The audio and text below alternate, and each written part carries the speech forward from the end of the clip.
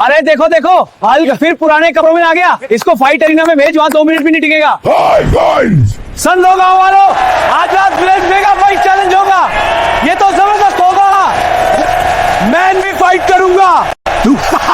ये चैंपियन को हरेगा। अगला मुकाबला गांव का चैंपियन और उसका चैलेंजर हल्क। बस इतनी सी ताकत है तेरी।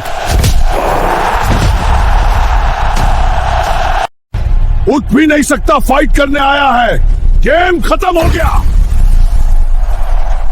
दोस्तों चैनल को सब्सक्राइब करो, लाइक भी करो ताकि मुझे हिम्मत मिले और मैं इसको हरा सकन।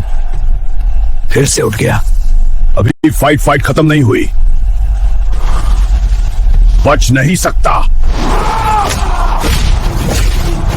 अब मेरी बारी है।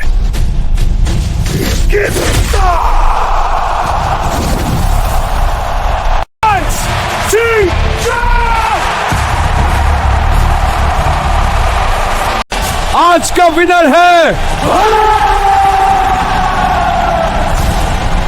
ये गाड़ी हल्की है। हमने इसका मजाक उड़ाया था। गरीबी कमजोरी नहीं होती।